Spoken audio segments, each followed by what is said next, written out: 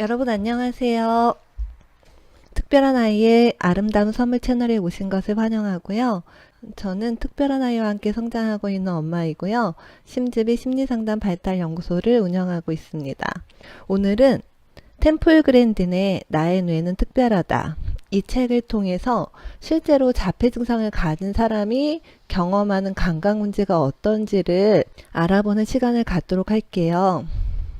템플 그랜디는 굉장히 뛰어나고 유명한 자폐인으로 알려져 있는데요. 실제로 2살 때 보호시설에서 평생을 살 거라는 의사의 진단이 있었지만 어머니의 노력 그리고 본인의 노력을 통해서 콜로라도 주립대학 동물학 교수이면서 어느 자폐인 이야기, 나는 그림으로 생각한다, 동물과의 대화 이런 책들을 쓴 베스트셀러 작가이기도 하죠. 템플 그랜딘의 책은 본인이 자폐 증상을 가진 사람으로서 경험하는 걸 썼기 때문에 굉장히 실질적인데요. 이 책의 4장, 감각 문제를 어떻게 이해할 것인가, 이 부분을 보면 아이들이 느끼는 감각적인 어려움이 일상에 어떤 영향을 주는지에 대해서 좀 더 이해하는 데 도움이 될 수 있을 것 같아요. 템플 그랜딘은 공중 화장실에 있는 핸드 드라이어 소리가 정말 싫다고 해요. 아직도 감각적인 예민함이 있는 거죠. 어릴 때는 학교 종소리가 정말 힘들었다고 해요. 치과에서 쓰는 드릴처럼 아프게 느껴졌다고 했는데요. 과장법이 아니라 그 소리를 들으면 정말 드릴로 치아를 갈 때와 같은 그런 고통과 충격이 두개골 안에서 느껴졌다고 해요. 템플 그랜디는 본인이 자폐 증상이 있다 보니까 이런 뇌 연구에도 많이 참여를 하고 이런 연구에 대해서도 굉장히 많이 찾아봤는데요. 자폐인 10명 가운데 9명이 감각장애를 한 가지 이상 겪는다고 해요.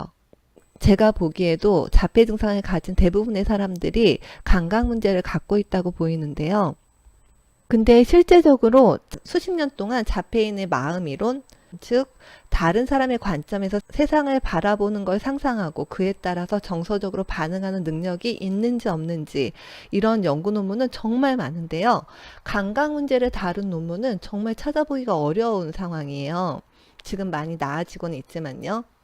템플 그랜디는 이렇게 감각에 대한 연구가 별로 없는 거는 연구자들이 이 감각 문제가 얼마나 절박하고 심각한지를 이해하지 못하기 때문이라고 얘기를 하거든요. 뻣뻣한 옷을 입으면 온몸에 불이 붙은 것 같은 느낌이고 사이렌 소리가 정말 내 두개골에 드릴로 구멍을 뚫는 것 같은 그런 세상을 상상할 수가 없는 거죠. 그리고 새로운 상황을 맞닥뜨리면 그게 위협적이든 아니든 아드레날린, 그러니까 우리가 위협을 느낄 때 생성되는 아드레날린이 엄청나게 솟구치는 삶이 어떨지가 상상하기도 어려운 거죠. 근데 이런 게 바로 자폐 증상을 가진 사람들이 흔히 겪는 그런 증상이고요. 이런 감각 문제를 실제로 경험하는 사람이 자신의 경험에 대한 이야기를 나누어 주면 우리가 좀 더 생생하게 알 수 있는데요. 문제는 감각 문제가 있는, 특히나 감각 문제 영향으로 인해서 더 기능이 떨어지게 되는 그런 자폐 증상을 가진 사람들은 이런 걸 표현하기가 더 어렵다는 거죠. 그래서 템플 그랜디는 본인이 감각 문제에 대해서 얘기하는 것도 전부가 아니라 자신의 경험일 수 있다라고 이렇게 얘기를 해요. 모든 자폐 증상을 가진 사람의 이야기를 다 담은 게 아닐 수 있다라는 거죠. 여기에 보면 칼리의 목소리라는 책을 소개하는데요.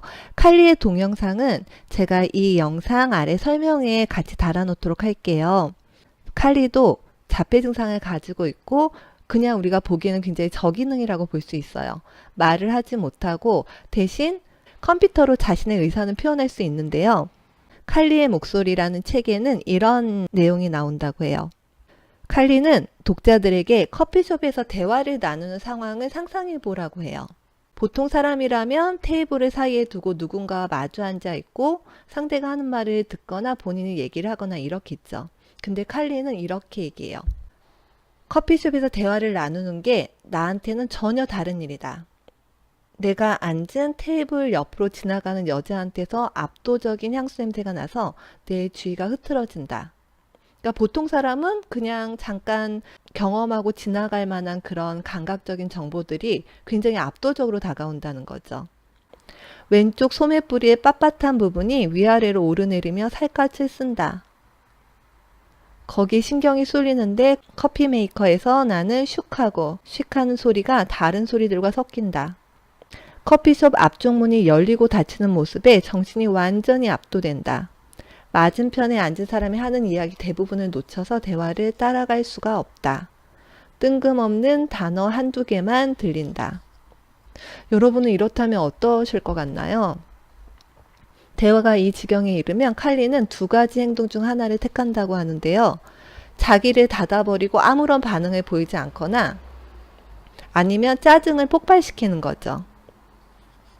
우리가 보기에는 아무렇지도 않은 그런 일상적인 상황이 감각 문제를 가진 사람들에게는 굉장히 압도적일 수 있고, 특히나 자폐 증상으로 인해서 표현이나 대처가 어려운 경우에는 그 감각적인 어려움을 해소하는 게 더 어렵다는 건데요.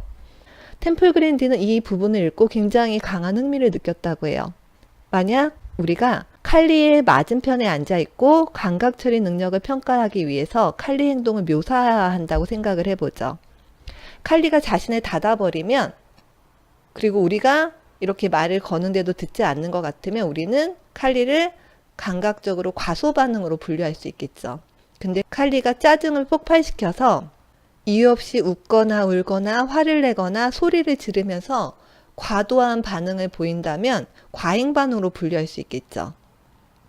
그래서 우리는 이 두 가지를 다른 감각 처리 유형이라고 보지만, 칼리의 입장에서는 달라 보이는 이 두 가지 반응이 결국 같은 원인에서 나온 거예요. 감각 과부하. 너무 많은 정보가 들어온 거죠. 우리는 정보가 들어와도 필요한 정보는 받아들이고 필요 없는 건 거를 수가 있는데요. 그게 전혀 되지 않는 상태에서 정보의 홍수에 파묻히게 되는 거예요. 그래서 연구 결과를 보면 2007년도에 발표된 것이 있는데요.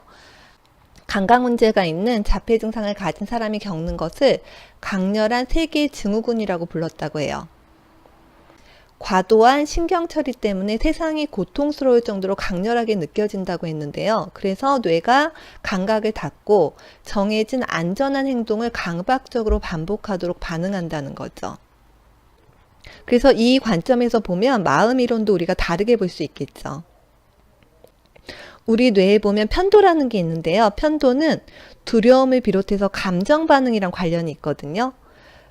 뭔가 위험하다라고 감지되면 편도가 활성화돼요. 근데 편도가 감각 과부하의 영향을 받아서 반사회적인 반응이 나타나는 것이라면, 즉 내가 너무 위험하다고 느껴서 그런 행동을 하는 게 적절하지 않기 때문에 우리가 이제 반사회적인 반응이라고 표현할 수 있는데요.